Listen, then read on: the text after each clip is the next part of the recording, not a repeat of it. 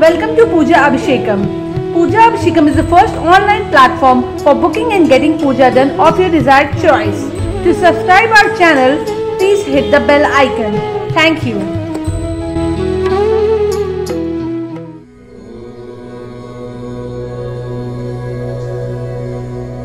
हरि ओम नमः संभवाय च मयोभवाय च नमः शंकराय च मस्कराय च नमः शिवाय च शिवतराय च। शिवरात्रि व्रत का महत्व एवं विधान। शिवरात्रि व्रत किस लिए मनाया जाता है, इसका क्या विधान है, इसके बारे में मैं बतलाने जा रहा हूँ। फाल्गुन मास के कृष्ण पक्ष के चतुर्दशी तिथि के दिन अर्धरात्रि के समय भगवान शिव का दिव्य तेज शिवलिंग के रूप में पृथ्वी पर प्रकट हुआ था। उसी दिन से शिवरात्रि व्रत मनाया जाने लगा। शिवरात्रि व्रत करने से मनुष्यों के सभी पापों का नाश होता है, सुख और समृद्धि की प्राप्ति होती है। भगवान शिव ने कहा है कि जो लोग शिवरात्रि का व्रत करते हैं, मैं निश्चय उनके दुखों का नाश करता हूँ, इसमें कुछ भी संशय नहीं है। शिवरात्रि व्रत करने का विधान। शिवरात्रि व्रत के दिन सुबह स्नान इत्यादि से निवृत्त होकर के किसी शिवालय में जाकर के शिवलिंग के समीप बैठ करके हाथ जोड़ के पहले शिव के पंचाक्षर मंत्रों का जप करना चाहिए। जो पुरुष वर्ग हैं वे लोग ओम नमः शिवाय, स्त्रियां जो हैं शिवाय नमः या नमः शिवाय इस मंत्रों का जप करें, क्योंकि स्त्रियों को शिव के पंचाक्षर मंत्रों का ही जप करना चाहिए, ऐसा शिव पुराण में कहा गया है। पंचाक्षर मंत्र है नमः शिवाय, जिसमें 5 अक्षर हो उसको पंचाक्षर मंत्र कहते हैं। भगवान शिव ने कहा है कि जो भक्त मेरे होते हैं उनका मैं निश्चय ही कल्याण करता हूँ। शिवरात्रि के दिन व्रत करने का विधान यह है कि शिवालय में जाकर के शिवलिंग के ऊपर सर्वप्रथम जल चढ़ाएं, उसके पश्चात दूध दही घृत इत्यादि लेकर के पंचामृत से शिवलिंग का स्नान कराएं। स्नान कराने के पश्चात शुद्ध जल अथवा गंगा जल से पुनः शिवलिंग को स्नान कराएं। उसके पश्चात वस्त्र यज्ञोपवीत वस्त्र चढ़ा करके भगवान शिव को भस्म चढ़ाना चाहिए, चंदन चढ़ाना चाहिए। उसके पश्चात अक्षत काला तिल चढ़ा करके पुष्पमाला चढ़ाना चाहिए, और उस ऋतु में जो सुगंधित सुंदर सुंदर पुष्प है उनको चढ़ा करके मदार की माला चढ़ाना चाहिए। धतूर की फल और फूल चढ़ा करके गन्ना चढ़ाना चाहिए और जौ चढ़ाना चाहिए। इसके पश्चात भगवान शिव को धूप बत्ती दिखाना चाहिए, दिया दिखा करके भगवान शिव को नैवेद्य लगाना चाहिए। भगवान शिव को खीर और पुए बहुत प्रिय हैं, अतः खीर और पुए का भोग लगा करके उस ऋतु का फल चढ़ाना चाहिए। फल चढ़ा करके भगवान शिव को दक्षिणा चढ़ाना चाहिए। उसके पश्चात भगवान शिव का प्रार्थना करना चाहिए। कहा गया है वंदे देवम् उमापतिम् सुरगुरुम् वंदे जगत् कारणम् वंदे पल्लवभूषणं मृगधरं वंदे पशूनां पते वंदे सूर्य शशाङ्कवह्निनयनं वंदे मुकुन्दं प्रियं वंदे भक्तजनाश्रयं च वरदं वंदे शिवं शंकरं वंदे शिवं शंकरम। इस प्रकार भगवान की स्तुति करना चाहिए। उसके पश्चात रात्रि में जागरण करना चाहिए। दूसरे दिन प्रातः काल उठ करके स्नान इत्यादि से निवृत्त होकर के भगवान शिव की आरती करना चाहिए। आरती करने के पश्चात व्रत का विसर्जन करना चाहिए। व्रत का विसर्जन हो जाने के पश्चात शिव भक्त ब्राह्मणों एवं सन्यासियों और गरीबों को दान देना चाहिए, भोजन कराना चाहिए। भोजन के पश्चात दक्षिणा देना चाहिए। दक्षिणा देने के पश्चात स्वयं भोजन करना चाहिए। इस प्रकार करने से व्रत की पूर्णता होती है। व्रत करने का विधान शास्त्रों में कहा गया है। व्रत किसे कहते हैं? व्रत में झूठ नहीं बोला जाता, निंदा नहीं किया जाता, अपमान नहीं किया जाता, किसी का अनादर नहीं करना चाहिए। इस प्रकार प्रतिज्ञा करना चाहिए कि मैं व्रत करने जा रहा हूँ अथवा जा रही हूँ, मैं व्रत में सत्य का आचरण करूँगा या करूँगी, ऐसा प्रतिज्ञा करना चाहिए। उसके पश्चात उपवास, उप माने समीप में, उपवास माने निवास करना, बैठना, अर्थात शिवलिंग के समीप जाकर के बैठ करके शिव के मंत्रों का जो उच्चारण किया जाए, जो स्तुति किया जाए, उसे उपवास कहते हैं। इस प्रकार भगवान शिव ने कहा है कि व्रत उपवास करने से निश्चय ही मैं मनुष्यों का दुखों का नाश करता हूँ, उसमें कुछ भी संशय नहीं है। आगे शिवरात्रि व्रत के बारे में कहा गया है कि अनजान में शिवरात्रि व्रत करने से एक भील पर भगवान शंकर को अद्भुत कृपा प्राप्त हुआ था। भगवान शिव ने भील के ऊपर अद्भुत कृपा की थी। कहा गया है कि अर्बुद पर्वत पर एक गुरुद्रोह नाम का भील रहता था, शिकार करके अपने परिवार का पालन पोषण करता था। एक दिन उसके बच्चे, पत्नी और माता पिता ने उससे कहा कि आज हम लोगों को खाने को कुछ नहीं मिला, इसलिए कुछ लेकर आओ। अपने माता पिता की दारुण दुखों को देख करके और पत्नी और बच्चों के दुखों को देख करके शिकारी जो है शिकार करने के लिए जंगल में चला गया। सुबह से लेकर शाम हो गई परंतु कोई शिकार नहीं मिला। अतः सायंकाल एक जलाशय के निकट गया और विचार करने लगा कि मैं घर जाऊं कि नहीं जाऊं। ऐसा मन में विचार करके पुनः सोचने लगा कि यदि मैं खाली हाथ जाऊंगा तो माता पिता पत्नी बच्चों को बड़ा कष्ट होगा, अतः मैं कुछ लेकर ही जाऊंगा। ऐसा मन में विचार करके जलाशय का जल लेकर के बेल का पेड़ था उसके ऊपर चढ़ गया और मन में विचार करने लगा कि जलाशय के पास कोई न कोई जरूर जीव आएगा पानी पीने के लिए, उसी समय मैं उसका शिकार करूंगा। ऐसा मन में विचार करके बेल के पेड़ पर चढ़ गया और बैठ गया। कुछ देर के पश्चात रात्रि के प्रथम पहर में एक मृगी जो है पानी पीने के लिए उस जलाशय पर आई। उस मृगी को देख करके शिकारी जो है धनुष और बाण लेकर के मृगी को मारने के लिए तैयार हुआ। उसी समय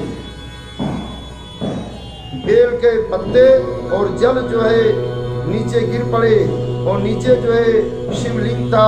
अतः भगवान शिव की कृपा से अनजाने में शिकारी से जो है भगवान शिव की प्रथम पहर की पूजा संपन्न हो गई और उसके कुछ पाप कट गए। वह मृगी जो है डर करके शिकारी की तरफ देखने लगी और कहने लगी कि हे वनेचर, तुम क्या करने वाले हो? तो शिकारी ने कहा कि मैं तुम्हारा वध करूंगा क्योंकि मेरे माता पिता पत्नी और बच्चे भूखे हैं। उस मृगी ने कहा कि यह शरीर अनित्य है, एक दिन सबको मृत्यु को ग्रहण करना है, अतः मेरे ऊपर कृपा करो कि मेरे बच्चे जो है आश्रम में अकेले हैं, मैं उनको अपनी बहन के यहाँ छोड़ करके तुम्हारे पास पुनः चली आऊंगी, तब तुम मेरा शिकार कर लेना। उस शिकारी ने कहा मैं तुम्हारे ऊपर विश्वास नहीं करूंगा, परंतु मृगी प्रतिज्ञा की और दया भाव आ जाने के कारण शिकारी जो है उस मृगी को छोड़ दिया। मृगी जो है आश्रम में आई। उसी समय उसकी जो बहन थी वह भी अपने बहन को ढूंढते ढूंढते उसी जलाशय के पास आ गई। दूसरी मृगी को देख करके शिकारी ने पुनः धनुष और बाण उठाया मारने के लिए। तब तक उसी समय कुछ बिलपत्र और जल छलक करके पुनः नीचे गिर पड़े। वह दूसरे पहर की पूजा भी संपन्न हो गई भगवान शिव की, और भगवान शिव की कृपा से उसके कुछ और पाप कट गए और पाप कट जाने के कारण उसके अंदर जो है दया भाव उत्पन्न हो गया। वह मृगी डर करके पुनः शिकारी से कहने लगी कि तुम क्या करने वाले हो? उस वनेचर ने कहा कि मैं तुम्हारा वध करूंगा। मृगी ने कहा कि मेरे बच्चे आश्रमों में हैं, मैं अपने स्वामी को सौंप कर आऊंगी, तब तुम मेरा वध कर लेना। प्रतिज्ञा इस प्रकार कर करके मृगी जो है रुदन करने लगी। शिकारी उसको भी छोड़ दिया, वह आश्रम चली गई। उसी समय उन दोनों का जो पति था मृग, वह भी अपने पत्नियों को ढूंढते ढूंढते उसी जलाशय पर चला आया। शिकारी उस मृग को देख करके धनुष और बाण उठाया मारने के लिए। उसी समय जो है मृग ने देखा कि शिकारी मेरा वध करेगा, अतः मृग जो है रुदन करते हुए शिकारी से कहा कि हे भाई, मेरे पत्नी और बच्चे आश्रमों में हैं, मैं एक बार मिल करके उनके पास से तुम्हारे पास चला आऊंगा, मेरे ऊपर दया करो। उसी समय जल और बिलपत्र जो है पुनः नीचे गिर पड़े। भगवान शिव के तीसरे पहर की भी पूजन संपन्न हुई और तीसरे पहर के पूजन करने के प्रभाव से शिकारी का आधा से अधिक पाप कट चुका था। भगवान शिव की कृपा से उसके अंदर करुणा भावना की उत्पत्ति हुई और दया करके उस शिकारी ने भी उस मृग को छोड़ दिया और वे तीनों जो है पुनः एक साथ आश्रम में मिले और तीनों प्रतिज्ञाबद्ध हो चुके थे। अतः तीनों एक साथ उस शिकारी के पास आए। बच्चे को पड़ोसियों के हाथों सौंप करके बच्चे भी अपने माता पिता के पीछे पीछे चले आए और सोचने लगे कि जो गति हमारे माता पिता की होगी वही गति हमारी होगी। ऐसा मन में विचार करके मृग जो है परिवार सहित वहां चले आए और शिकारी से कहने लगे कि हे वनेचर, अब तुम हमारा वध करो, हम लोग प्रतिज्ञाबद्ध हो चुके हैं। शिकारी ने उसी समय धनुष बाण उठाया मारने के लिए, तो बेलपत्र और पुनः कुछ जल जो है नीचे गिर पड़े। भगवान शिव की चतुर्थ पहर की भी पूजन हो गई, जिससे शिकारी का सभी पाप कट गया। और शिकारी मन में विचार करने लगा कि ये लोग कैसे हैं कि मरने के लिए यहाँ चले आए। बहुत से जीव ऐसे होते हैं कि अपने प्राण की रक्षा के लिए भाग जाते हैं, झूठ बोलते हैं, परंतु ये कैसे धर्मात्मा है, पशु होते हुए भी इनके अंदर धर्म का भावना है। मैं तो मनुष्य हूँ, मैं कितना बड़ा पापी हूँ। ऐसा मन में विचार करने लगा और उन लोगों से कहा कि तुम सभी लोग मुक्त हो और तुम लोग अपने आश्रम जाओ। उसी समय भगवान शिव प्रसन्न हुए और शिकारी को दर्शन दिए और शिकारी को अपना दिव्य स्वरूप भगवान शिव ने दिखाया। दिव्य स्वरूप देखने के कारण शिकारी सभी पापों से मुक्त हो गया। भगवान शिव ने शिकारी को वरदान दिया कि आज से तुम निषाद राजगुह के नाम से विख्यात हो जाओगे। श्रृंगेरपुर में तुम्हारी राजधानी होगी और त्रेता युग में भगवान राम जब राजा दशरथ के घर जन्म लेंगे और जंगल में जब जाएंगे उस समय तुम उनकी सेवा करोगे। उस सेवा के प्रभाव से तुम्हें मुक्ति प्रदान होगी। भगवान शिव ऐसे आशीर्वाद दिए और हिरण्यों को भी आशीर्वाद देकर के भगवान शिव ने मोक्ष प्रदान कर दिया।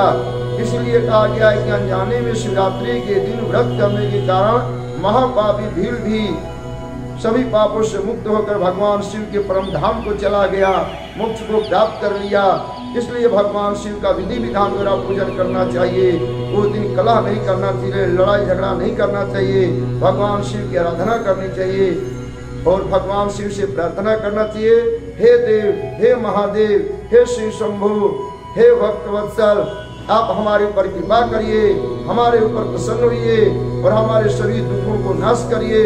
उसके पश्चात भगवान शिव के 12 ज्योतिर्लिंगों का भी ध्यान करना चाहिए। कहा गया है कि सौराष्ट्रे सोमनाथम च श्रीशैले मल्लिकार्जुनम उज्जयिन्यां महाकालं ओंकारं ममलेश्वरं परल्यां वैद्यनाथं च डाकिन्यां भीमशंकरं सेतुवन्दे दुरामेशं नागेशं दारुकावने वाराणस्यां तु विश्वेशं त्र्यंबकं गौतमी तटे हिमालय तु केदारं भूष्मेशं च शिवालये एतानि ज्योतिर्लिंगानि सायं प्रातः पठे नरः सप्तजन्म कृतं पापं स्मरणेन विनश्यति। जो भगवान शिव के 12 ज्योतिर्लिंगों का ध्यान करता है उसके सभी पाप कट जाते हैं। यहाँ तक कि 7 जन्म कृतम पापम, 7 जन्मों का किया हुआ पाप भी नष्ट हो जाता है। इसलिए भगवान शिव का पूजन करना चाहिए। यदि कोई शिवालय न हो तो उस दिन पार्थिव शिवलिंग का पूजन करना चाहिए। मिट्टी के, गंगा मिट्टी का या आटे का शिवलिंग बना करके भगवान शिव का विधि विधान द्वारा पूजन करना चाहिए और उसके पश्चात 108 बार या 1008 बार शिव के पंचाक्षर मंत्रों का जप करना चाहिए।